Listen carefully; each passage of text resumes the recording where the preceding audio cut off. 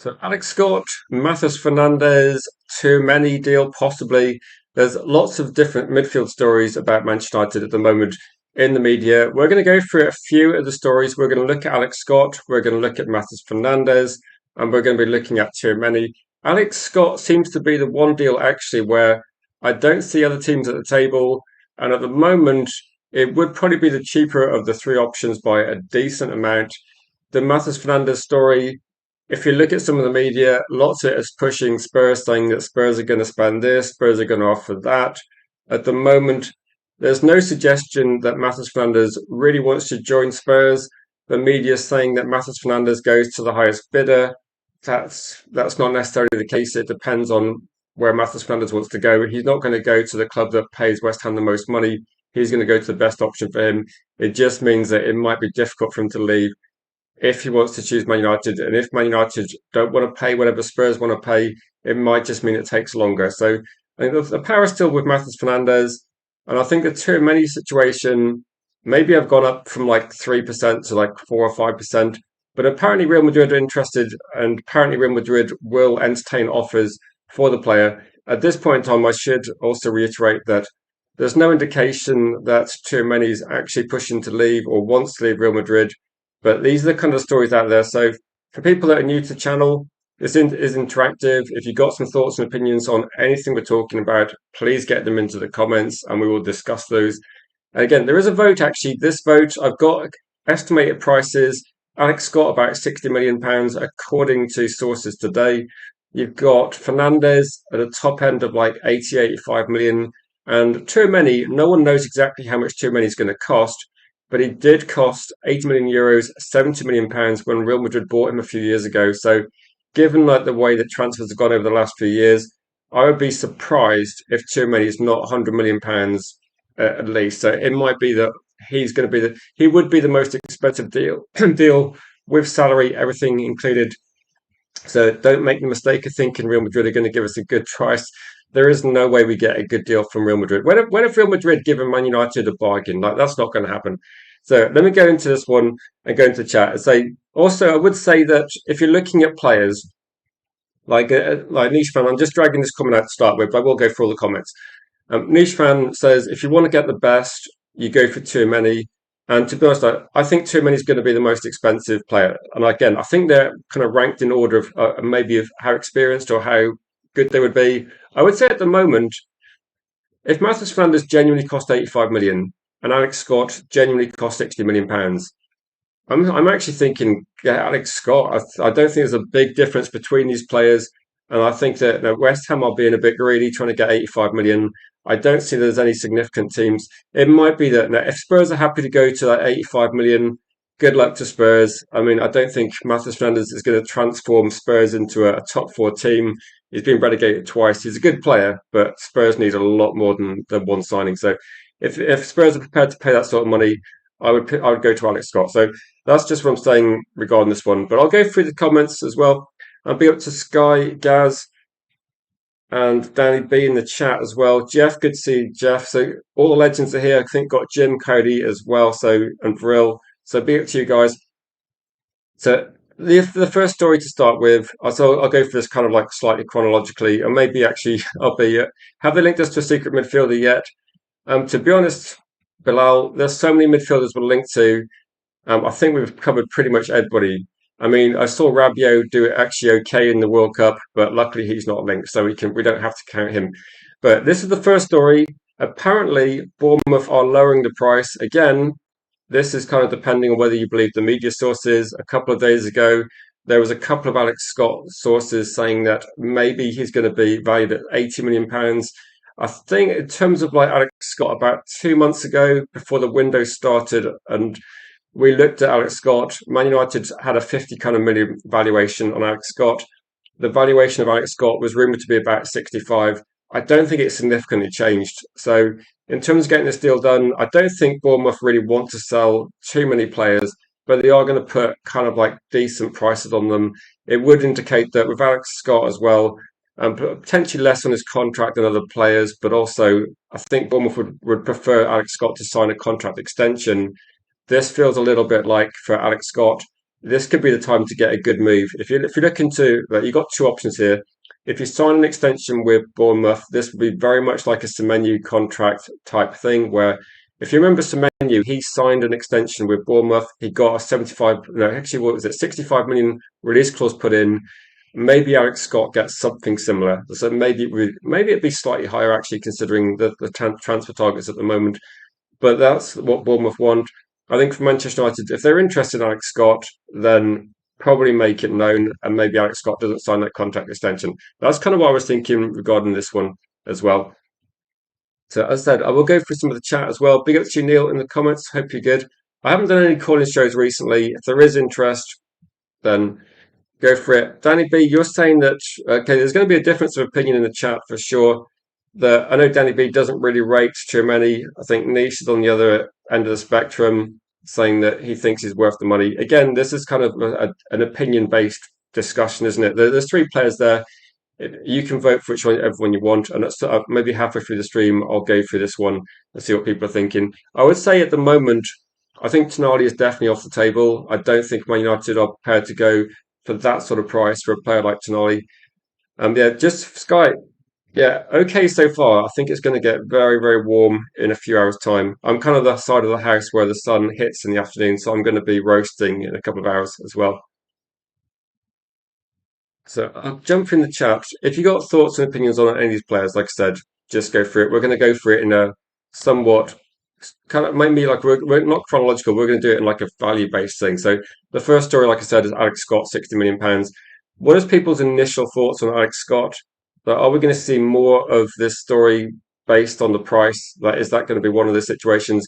I mean, there does seem to be somewhat of a desperation kind of in the Spurs media that it does seem to be pushing the angle that Spurs are going to be throwing money at players. We don't know if that's going to be the case. Also, if people watching, please don't forget to click the like. And if you're able to share the stream on any platform, it definitely helps in terms of like letting YouTube know that the content's appreciated. Say it's too hot for scaffolding. Oh my God, it's like it's going to be like taking metal out of the forge, isn't it? It's going to be way too hot, way too hot. It's actually pretty hot just sat inside in the coldest room in the house. So City still haven't closed Anderson, says Cody. That they haven't closed Anderson, but I think most people are assuming that the price has put Man United off. Like, anyone interested in Alex Scott in terms of an option? Jim says if Scott signs a new contract, his price will skyrocket. It says watch this space.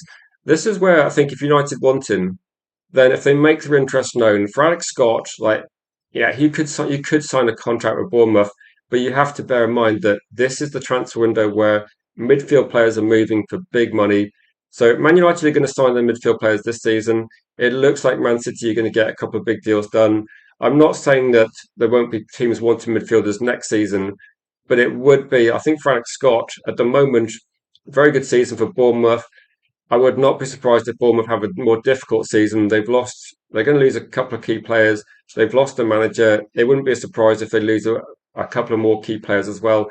It might not be the best season for Bournemouth next year, and that will probably hit a few prices.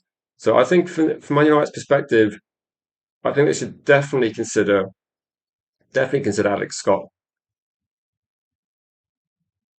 So let's have a look at some of the chat. So, but I think you're right as well. Jeff says you want Alex Scott. And I think Alex Scott is maybe one of these players that I would say he's been on the shortlist quite a lot, hasn't he? And we talked about him in terms of like Man United's targets. I just don't think he's ever really been. How would I say? I don't think he's ever been in like the sort of top two or three. I think too many Tonali, probably Anderson, and maybe Alex Scott has been talked about a little bit like maybe a bit like Angela Stiller, where I think Man United appreciate him, but he's just not seen as a top target. I think he's, in terms of like, if I was comparing him with, you can't compare him with too many. That's pretty different, but you could look at him and say with Fernandez, it could be a decent deal. D-Hex says we need either Fernandez and too many or Scott and too many. So I think you're saying from what you're saying there is pretty much you think too many is a no-brainer, and we should be trying to get that deal done. I think I'm without being able to see the conversation at the moment in the vote. I think most people, if you could just get one player, if Man United were only going to sign one more midfield player, I think too many would probably be winning the poll. But I mean, there is an option that Man United that maybe they go for Fernandez and Alex Scott. Like, so it could be that too many might be the most expensive. I know Man United keep pushing out this story, don't they? That they want to sign Galacticos or they want to spend big. They want to get a statement signing. I don't think Alex Scott's a statement signing, and I think maybe if you're getting Alex Scott, it would maybe represent that potentially like too many still on the table. So you could go for Alex Scott if there is a deal to be done at £60 million. And again, this is a big if. If Matheus Fernandes genuinely goes for close to like 80, 85, I think Alex Scott is the deal you do. And then you look at the next deal, because that would be Alex Scott plus Edison, and that would be less than £100 million for two midfielders. I think that gives us like significant room to go for a third midfielder and spend decent money. So I don't mind Alex Scott being our second midfielder. I think the too many situation, it's just going to take a long time to resolve itself. So I think if United spend a long time trying to get this deal done, they might be. It might be a bit annoying in terms of how quickly it's going to happen. So let me just jump into the comments as well. This might be a shorter stream, so if you've got any thoughts you want to get in, yeah, don't hesitate. Good to see you, Rob, in the chat. Andy says Fernandez just wants to go with the money. Let him go and move on, or let him go to Spurs and play Champions League, and not play Champions League football. Maybe Matheus Fernandes has got a bit of a fetish about relegation fights. So maybe Southampton, he's done West Ham. Maybe Matheus Fernandes just wants to play in the bottom five team. So maybe that's why Spurs are interested. But I don't know. He doesn't transform Spurs for me. He's a good player, but Spurs have got big issues. But maybe one game a week. Yeah, maybe Spurs do okay next season, but it's a big stretch to see them changing massively. Let's just quickly go on to the Matheus Fernandes side of the story and just say, according to a few reports, like Fabrici's come out and said a couple of things. We've got other reports saying different things. There was a lot of talk last night and early this morning saying that Matheus Fernandes goes to the highest bidder. Matheus Fernandes potentially Spurs looking to bid 75 million, 80 million pounds even. So I'm not sure if Spurs do that. I mean, they might do, but it seems like a lot of money for Spurs to throw out one player. But if Spurs do that, then there's no indication that this is definitely going to be him going there. Like Fabrizio said that nothing's been agreed. I think people talking about Spurs leading the race or Spurs like getting the deal done are a bit wide of the mark. Manchester United still significant in this race, if it is a race as well. A lot of it comes down to Matheus Fernandes. But I think a lot of the media here is just saying that it comes down to Matheus Fernandes. Like, I don't think he's going to be. I don't think he's going to be looking at this sort of situation. As Jeff says, Fernandes wants to come to United. That's probably the bottom line, isn't it? For me, the major factor of this deal is it doesn't matter what stories are put out there. It doesn't matter what Spurs do, really. It comes down to Fernandes. And I don't know what Fernandes, like, why he's just letting his agent kind of drive everything, because this isn't the best situation for Matheus Fernandes. If Man United will actually walk away, I don't think they're going to be paying the sort of price West Ham want. So if Matheus Fernandes does want to come to Man United, at some point he'll have to think about whether he should actually come out and say he wants United and get this deal done. Forget West Ham. West Ham getting more money does not benefit Matheus Fernandes. He's got to think about himself. So if he wants to be looking at this, then yeah, it's for me it's a bit of a dangerous thing he's trying to do. So let's have a look through some of the chat as well. So I think Fernandes is being convinced to chase the money, and if he's good enough, other clubs will still buy. So getting out of Tottenham will be way more difficult than previous clubs. It is probably a factor, isn't it, that if you go to Spurs, like I think you're right in this context that if Matheus Fernandes sees Spurs as a bit of a stepping stone to Real Madrid, I mean Gareth Bale, Modric, I mean you could actually look at it as well that players like Man United have bought Berbatov, they bought. I'm trying to think. Actually, we got our manager there, Michael Carrick from Spurs. But each one of those deals, they were not straightforward. So the fact that Spurs did have Daniel Levy, and a lot of people think he was the reason why Spurs was so difficult to deal with.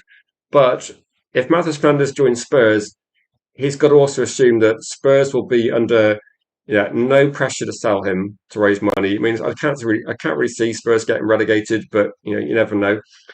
But if Spurs are in the Premier League and they should be improving next season with one game a week, I think if Spurs get Matheus Fernandes will not find it easy to go to at the next club. Like he would be, if he's going to cost 80 million, 85 million, then Spurs are going to want over 100 if he moves in like 12 months' time. So I think Matheus Fernandes would be signing a long-term contract, and he'd have to kind of see it out, or he'd have to be prepared to see that out at Spurs. So this is why I'm saying that Matheus Fernandes, once you sign for a Premier League club for big money, the only clubs that can really buy you are probably other Premier League clubs, and Premier League clubs are not going to be keen to sell to other Premier League clubs, and that's going to push the price up. Or it's going to be someone like PSG. Are PSG going to spend over £100 million on a midfielder when they've already got a world-class midfield? I don't really think so. Real Madrid, they're going to have some elite players. So I don't know. I think it's quite risky with Matheus Fernandes that if he thinks he's going to go to Spurs for 1 year, like he did with Southampton and West Ham, he might be mistaken. And I would suggest that maybe him moving clubs every single year is probably great for his agent, but it's not great for him, I don't think. And Dan says it would take us 2 months to sign Tchouaméni. Based on like recent news, we've probably been talking about this Matheus Fernandes situation for I don't know how long. Like it feels like several years. But will I take Bergval?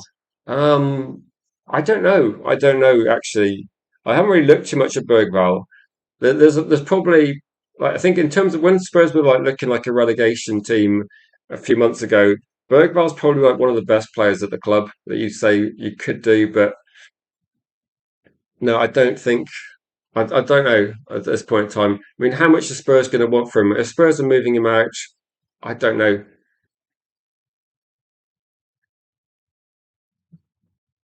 So when the Flanders deals and journos are going to be sad, they're enjoying the drama. My question is going to be, okay, there's been so much information put out there about Matheus Fernandes from, say, Fabrizio. We've got mainstream media talking about this. We've seen a lot of journalists have linked into Spurs quite heavily. We're seeing a lot of people pushing the story that Matheus Fernandes is like. On one end, we've got someone like Sully Talks, who's pretty calm, and he's saying, "Don't worry about Matheus Fernandes. It's deal done. It's just a matter of time." And I think most people thought that it was just going to be a matter of Manchester United negotiating and structuring the deal. And I think some sources today, this is the kind of the most recent thing I saw, was that apparently Man United would be prepared to meet the valuation, but a lot of it depends on structuring the deal in a way which favours Man United. So it might be how the payments are divided up, how much payment you play over like year one, year two, year three, etc. So there could be a reason why this is taking a long time, and it could be that Man United are just negotiating behind the scenes, and there's just no media out there. So when this story does get resolved, maybe we're going to learn a lot about which are the most reliable sources and which are the sources out there which are talking a load of nonsense. Because there's definitely been a few people trying to install panic and try and suggest that West Ham are winning this race, that Man United are going to struggle. And there's a lot of sources that are saying there's literally nothing happening at the moment. So we just need to relax regarding this one. Anderson to City is entering the fourth month, says Cody. That's been actually taking a long time as well. So a lot of people have been feeling that City are moving quick, but Anderson City is not a done deal either. I mean, everybody thinks it's going to be, but it's taking a bit longer. I don't know what the latest was, but I think that they were offering maybe like over a week ago, 2 weeks ago, there was offers from City to Forest for 80 plus million, like 90 plus million. So maybe this is taking a bit of time as well. It could be that there's a lot of midfielders available, and that could be the reason why this is the fact. Where's the better? Welcome to the chat. You're saying Fernandez is the most overhyped player of the season, of the past season. Say average midfielder with an average ceiling, let's say 30 million plus 10 in add-ons. So yeah, I think to be honest, that most players that's less than West Ham paid for him. So now my thoughts on this were offer 60 a month ago. If West Ham want more, there's better options. But this story is not going to go away, is it? I get the feeling that based on whatever the reason is, like scouting, the data, whatever the reason is, Manchester United seem pretty interested in Fernandes, and it seems to be the one deal they want to get done. The only deal I think that carries more interest is probably the too many deal. So we'll go into the too many deal. Let's suggest this. According to every aggregator account on Twitter and nearly every journalist over the last 2 to 3 days. And these are sources close to the club as well. So every kind of like, so from like the clickbaity sources to the tier one sources, most people are putting out information now saying that Real Madrid would entertain offers for too many. A lot of this comes down to how much would too many cost. I think people that think too many is going to be a cheap option might be disappointed. I think too many would cost quite a lot of money as well. Alex says United have three centre midfielders. I can't understand the wait to see what goal pans out of the market. Danny B disagrees with.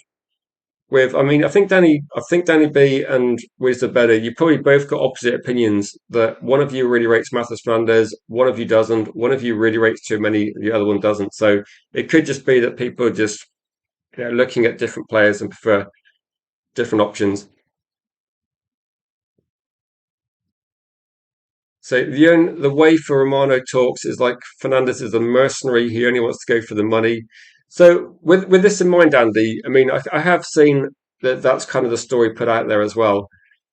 The thing is, we don't really know if that's true. And I remember reading kind of similar stuff about Benjamin Sesko last year that it could well be, it could well be that Fernandez is just looking for the biggest payday, which in which case, Man United should walk away. I think that's my view on this point. But at the moment, Man United is actually doing quite well at keeping a lid on information. So most people, in terms of the journalists, they're not really giving out lots of sensible information. There's a lot of info out there, but it's quite what's the best way of putting it? The information out there seems to be a lot of opinion based rather than fact. So I don't think we're going to see Man United statements. We're not going to see, but we're going to see things from West Ham saying how much they want for him. But a lot of this is coming from agents, and agents were feeding the journalists a load of crap last year regarding Gyökeres. So it could be the same sort of thing. That is Fernandez a mercenary? He's only 21. That he's going to be looking for better clubs for sure. That is he a mercenary? We don't know. Like it depends what his end game is. It depends what Matheus Fernandes wants. Like Mendes probably wants Matheus Fernandes to go to Spurs because that means he probably gets another move in a couple of years' time. I think someone like Mendes wouldn't really want Fernandes to go to maybe a Real Madrid, or maybe he does for a short date. But if you go to Real Madrid or go to Manchester United and it works out, you're probably not leaving for a long time. So I get the feeling that Mendes just wants him to go to like another stepping stone, which would be Spurs. But for big money, it's too much for United, I think. So Hull City are after Vitek. I think Vitek's gone, but he's not going to accept backup football, unfortunately. So um, to be honest with Man United with Vitek, it's probably about getting the best deal we can. Like get the best deal we can and move on. That's what I think. He's people that watch him. I know season ticket holders at Bristol City. They just say he's too good to be a backup goalkeeper. He's not going to be a backup goalkeeper. He's going to move somewhere else. I don't know what the most we could get for Vitek is. So my suggestion would be if Man United sell him, maybe they need to. Because I don't know how much money you can get for Vitek. A good season for Bristol City, but how much can you get for him? Like, is the Trafford deal an indication? I don't know. I would guess that for United, goalkeepers don't tend to go for crazy money, but maybe we could put a sell-on clause. If he does hit like some heights in a couple of years, maybe we can get some more money out of the deal. But I think if for goalkeepers, unfortunately, United will have to get a replacement, but the replacement probably won't cost a huge amount either. So goalkeeping market just seems to be quite flat. There doesn't seem to be crazy money. It's kind of weird actually because we're talking about midfielders, and some of the mediocre midfielders we're seeing move are going for insane money. But if you look at some of the best goalkeepers out there, the price is so low. It's just weird because I think goalkeeper is such an important position.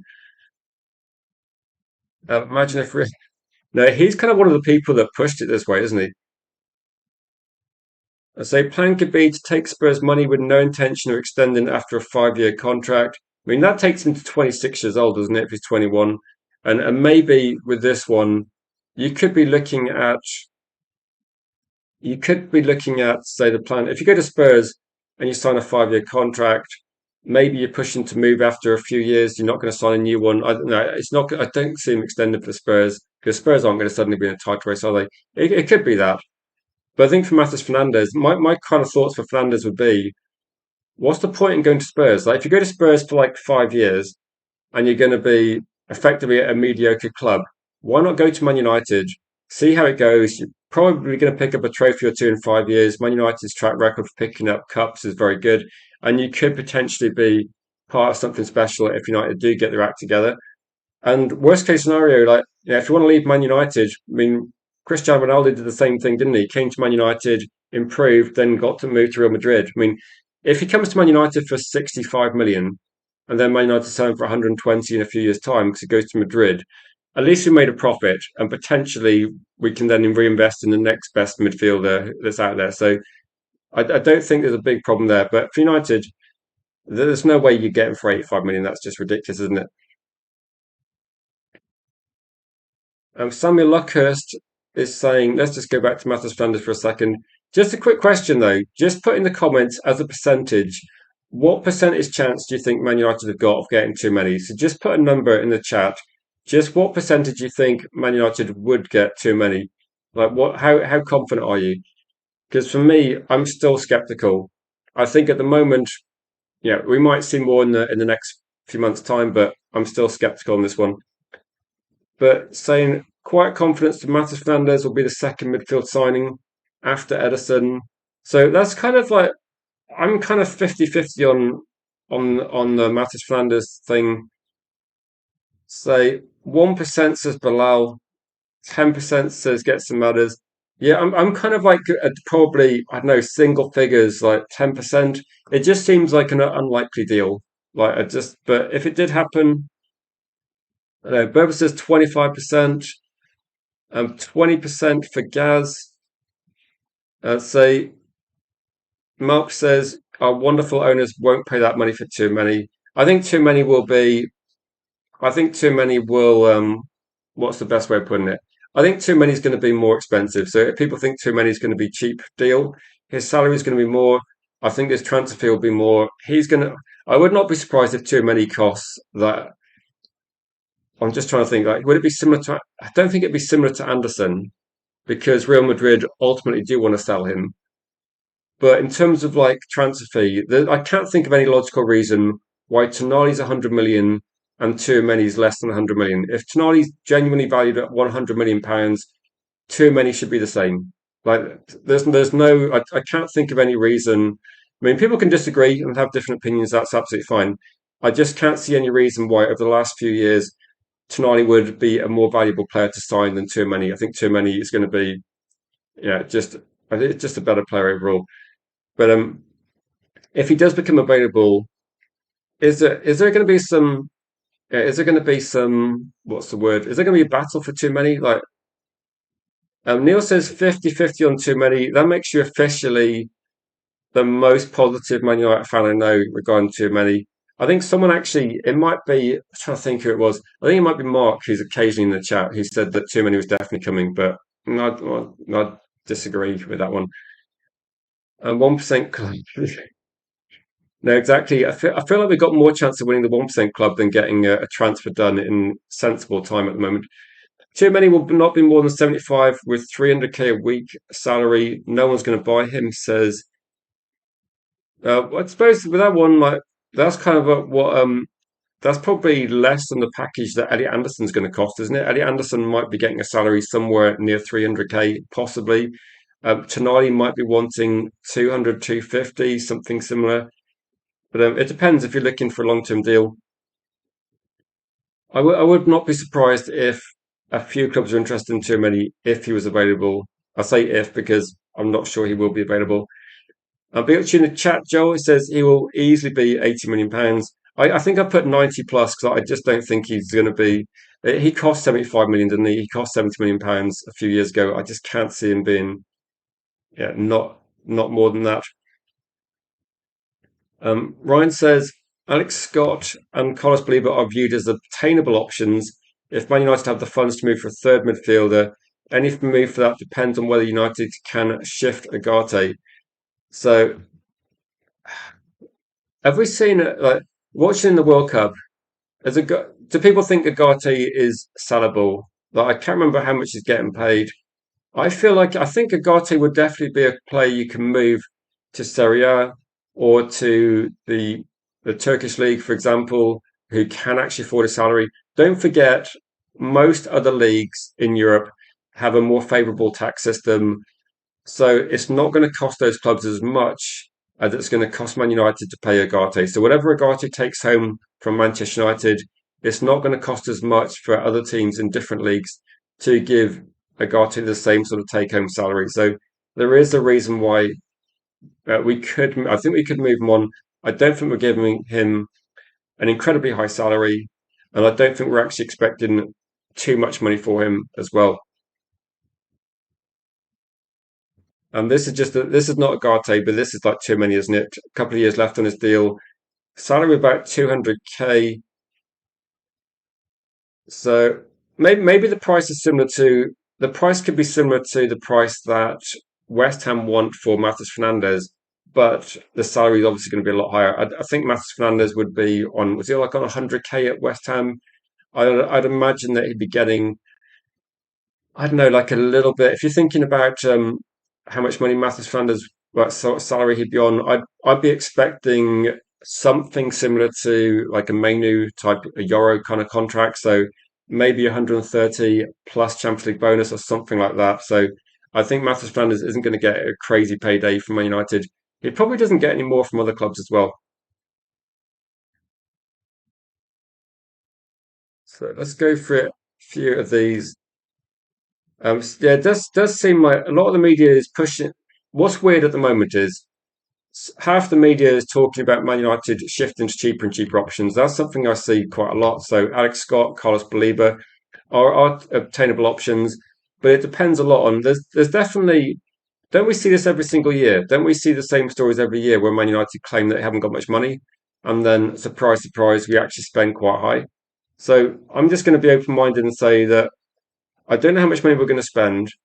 And I don't think, yeah, I do agree with you, Gaz. I don't think Agati is going to be suddenly like giving us way, way more um, transfer budget, but maybe it's going to help a little bit. I think it will help a bit, won't it, in terms of even if Man United get, say, 25 million, which I think they're hoping for, we paid about 50 million euros, 42 million pounds for Agate. If he got 25 back, I mean, it's one of those deals, isn't it? It's a bit like when we got Veron, we got a bit of money back, but we didn't get what we paid for him. I think we just shouldn't have done the Agate deal. It was just a stupid deal to do. And unfortunately, when you do stupid deals, you've got to pay the price.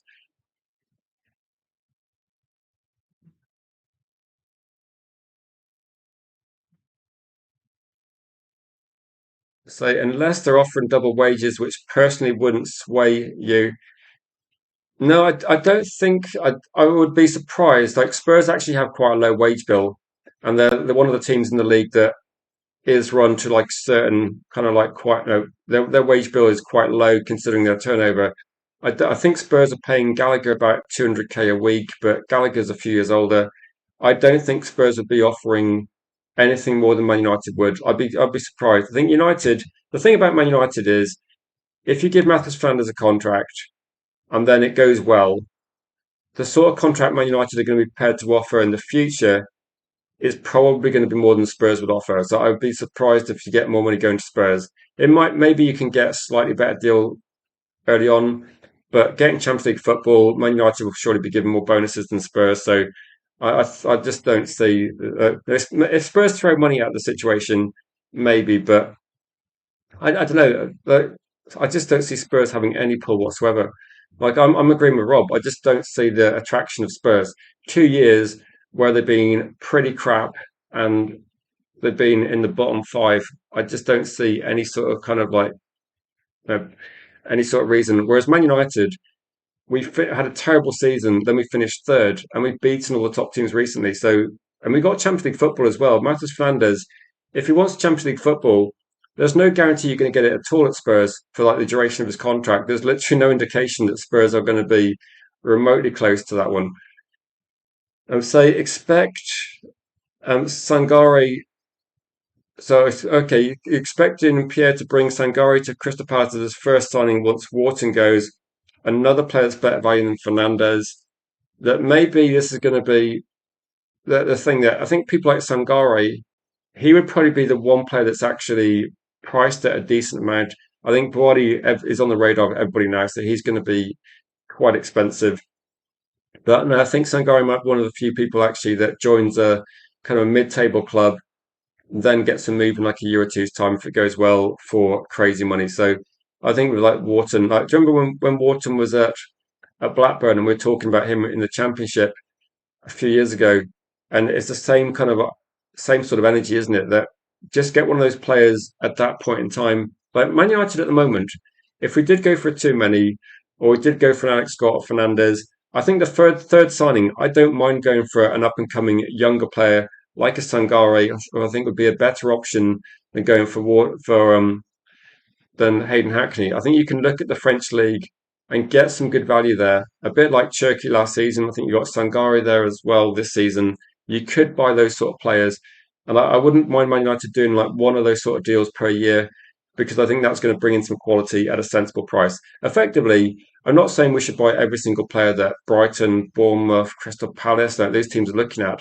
But we should try and do some of those deals, like not all those deals, but we should be looking to try and do like one sort of like major signing, like an Anderson or a too many or someone like that, to get those deals done, but also look at trying to do some more cost-effective deals as well, just to bulk up the quality, but also to plan a bit ahead for the future. It makes a lot of sense. Yanni says get Scott and too many, but the latter won't happen. Are you still confident, Yali? Are you still confident? I think it was you that said you're going to get Matheus Fernandes. Yeah, I'm doing quite well, but I am getting quite warm at the moment.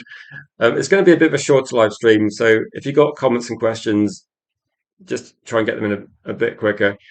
So, co-walker yours has ordered that I get cramps in my legs. I've walked 930 steps today.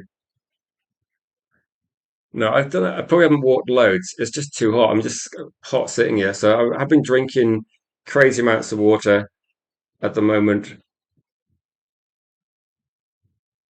So what I will do is the stories we're looking at, just to quickly go through them. Alex Scott, apparently £60 million, according to sources, which makes him, in my opinion, better value than Matheus Fernandes. Although we probably are still leading the Matheus Fernandes race. It does look that way. It looks like Man United. It's up to them. It's up to us to actually do a deal with West Ham. The story that I'm only like 5% kind of confident with is the too many story. I mean, people had varying positivities towards this during the stream of between like 10% to 50%. So I think most people think it's unlikely, but it is something that's going to be. So you've gone down to 40% now. So at the moment, there seems to be not much confidence in the market, does there? There's not a lot of confidence in Manchester United as a whole either.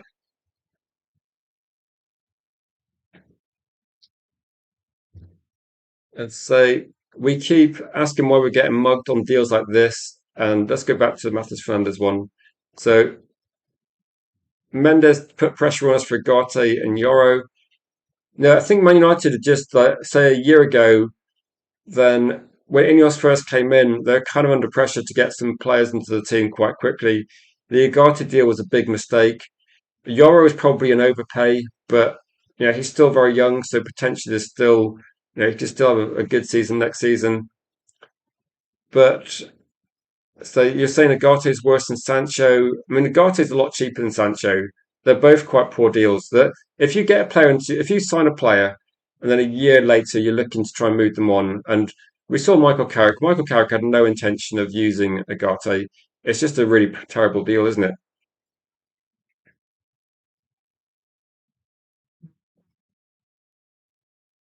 So too many or the top target midfielder will be towards the end of the window, says Mark.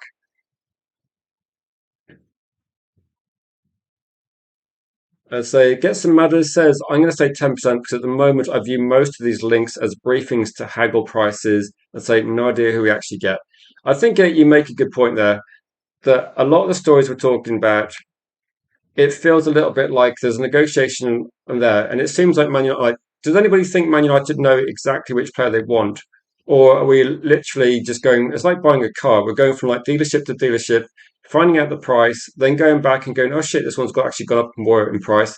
And then you go back to the original one. And I think United had like a list of players they wanted. They had a list of prices. The prices changed, and Man United are thinking, okay, what do we do now? The price has gone up, and it's. I get the feeling that United know what they want to do, but they're not leaking any information to the media. And all the big YouTube channels, all the big aggregator accounts on social media, for Brits, Joe, Ben Jacobs, I don't think these people know exactly what's going to happen. I think a lot of them are just pushing out stories there. And if they do enough stories, they're probably going to be able to like retweet something in a month's time and go, look, we were right. So they're going to put out both sides of the story on every other day. Mike says, you're not sure about anyone at the moment, but whoever the team signs will make the difference next season.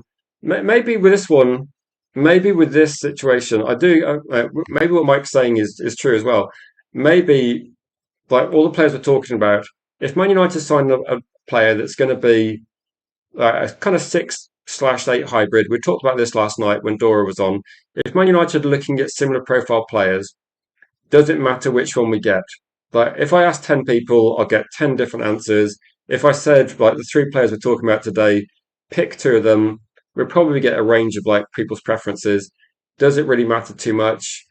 And maybe it doesn't. Like, maybe it doesn't matter too much. Whoever Man United gets, if we get two more midfielders signed, our midfield's going to be much better than last season anyway, unless we do like whatever the worst deals possible, which I know Jim was like mentioning earlier that there's a few deals he doesn't want to see happen. But I think it's unlikely that we're going to end up with a worse midfield than we did last season. Get Some Matter says you think United know, but you're using the media to keep it broad. It could be. It could be that. So let's go to the. What I'm going to do is I'm going to go into the poll, and if you want to vote, now, please vote very soon. I'm going to close the poll and see what people are thinking in terms of like the best option. Because at the moment, I think we know the prices. I don't think we're going to have any big surprises in this one. So let's see what people would prefer. So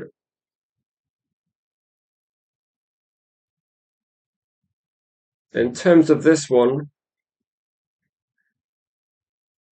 it looks like Man United fans have spoken, and it feels a bit like. Let's just wait for the poll to close properly. So it looks like people have gone for Alex Scott. So maybe people are actually choosing the cheapest option here. So interestingly, if Man United went for the cheapest option, people would be not happy with it, and people would be like, Man United being cheap, going for the cheapest option. But no, people voted today and said that that would be the option they'd go for. Too many was second, but Matheus Fernandes is way down in third. So um, if the price is generally 85 million, Matheus Fernandes, only 10% of people would get him. So it looks a bit like people are not happy. And welcome to Lucky to the chat. I know, Lucky, you've been quite positive about Matheus Fernandes and quite confident Man United are going to sign him. But are you starting to waver on this one? Do you think it's going to be a bit less likely?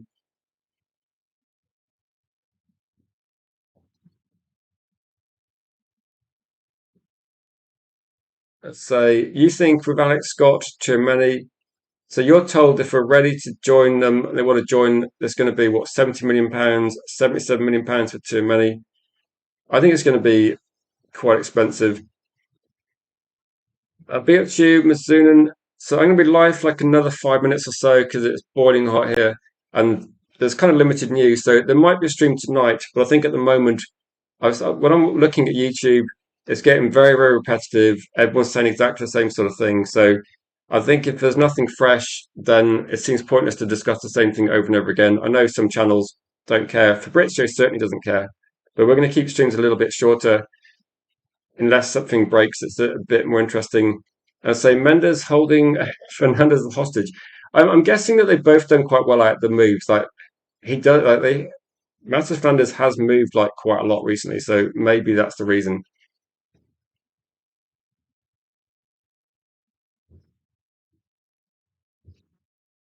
I'd say Romano feels like he's working for his agents now rather than just pulling out the truth. It's just speculation. Yeah, there's actually been a few people now in terms of like journalists now. I think Fabrizio is not very popular. It might be because he's done quite well financially out of transfer stories over the last few years. So I think with Fabrizio, I think he struggles to get information. So a lot of it is. Do you remember like a few years ago, Fabrizio used to be like spot on and used to be the go-to source. I think at the moment become a kind of like similar to a lot of other aggregator accounts now, where he's just pushing out the same information day to day, and it doesn't feel like Fabrizio does too much breaking news anymore. So it could be that it could be. Mizuno says Alex Scott for 50 million, Tonali 85 million, but you don't feel that Fernandez is that good. No, I think my interest in Fernandez kind of came from like the price point of about 60, 65 million. And when it started becoming 80, I said to people at the time, I said, there's no way that we'd spend 80 million pounds on Fernandez. If we are considering it, I think it's crazy. And so you used to think the World Cup slowed us down. Now I'm thinking it would have made no difference. It could be that. I think United are useless. Like you know how Man United got Ineos.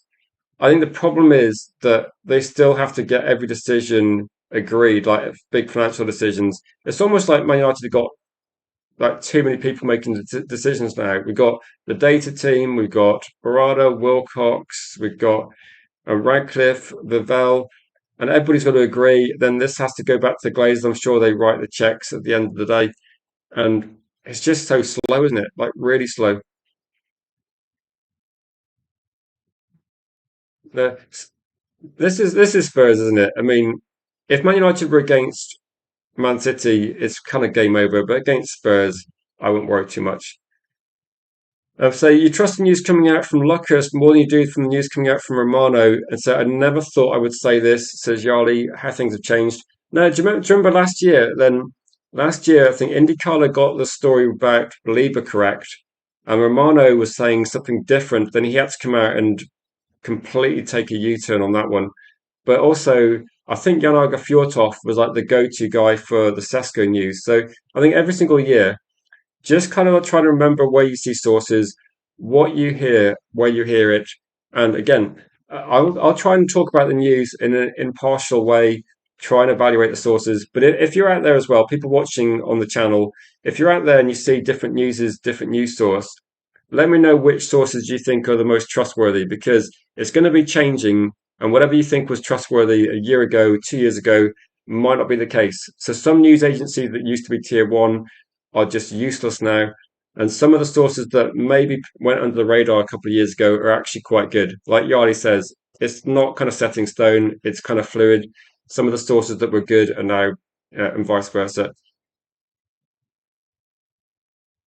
I'll say Mizuno says, yeah, I don't think too many is going to go somewhere either. I think Camavinga might be off, and too many.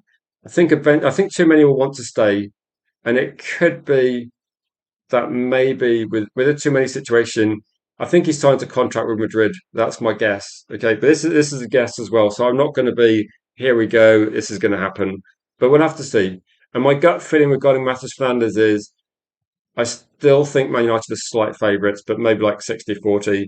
The Alex Scott, I think, is like unlikely unless something else comes out. It could be like, for me, maybe like 25%, but we'll have to see. At the moment, that's kind of my order of which I think are most likely to happen. Matheus Fernandes, then Alex Scott and too many are somewhat similar, but we'll have to see. Yes, Solly seems quite relaxed by it. I think what we're seeing here is that there's an absence of news. Man United aren't saying too much, and it's just been replaced with like media spin. So I wouldn't worry too much about it. Yeah, I wouldn't hold your breath unless you can hold your breath for about 2 months. You might be in trouble. So yeah, a little worried about Fernandez. I'll say this to Basses. Don't be worried about Fernandez. If he joins Spurs, yeah, we're not talking about we're not talking about Lothar Matthäus here. We're not talking about Roy Keane, are we? We're talking about Matheus Fernandes. So if he joins Spurs, he joins Spurs. So he's used to relegation fights. Maybe that's what they need. I wouldn't worry about it. I wouldn't lose a second of sleep over a target going somewhere else. The main thing is going to be which players end up at Manchester United. That'll be the important thing. Everything else is just going to be spin to that point. So I wouldn't worry too much about it. But at the moment, I've lost track of how many players I've seen linked to Spurs and not go there as well. Does anyone think it's coming home after last night or have we all come back? I would say last night, Ghana played well. They played a low block. And to be honest, England are the only team actually in the World Cup that played like some maybe decent teams. Like I think we saw actually Panama made it massively difficult for Croatia as well. I would just say this, Andy. I think the lineup wasn't ideal. I think the lineup that finished the game was better. I think that the group stage is just going to be very, very difficult, isn't it? Again, I think I'm just looking. I think that the Champions League, when that got extended, it just takes a bit longer to get to the action. I think when it gets to knockout stage, it's going to be more exciting, and we're going to see different games. So I don't know. I think at this point in time, that one game doesn't tell you much. I think United, say United. I think England were very, very slow last night, weren't they? Moving the ball forward, but hopefully they learn from it, and hopefully too short. I mean, it's not the first time we've seen Carlos Queiroz organise a team particularly well, is it? So I think Ghana takes some credit out of that, and I've seen a lot of games in the World Cup where a lot of teams are surprising other teams. I mean, Cape Verde drew with Spain. I think Spain is still one of the better teams. I think at the moment the World Cup, there seems to be goal scorers, like world class goal scorers, seem to be coming to the fore. Harry Kane had a really good chance to score, messed it up. But Mbappe, Haaland, Messi, they're looking really good form at the moment. So yeah, I don't know. I don't know. So you'll be more sick if we don't sign Sangari and he goes elsewhere. Yeah, maybe Danny, we can have a chat in about 2 years' time when Man United linked Sangari for about £90 million.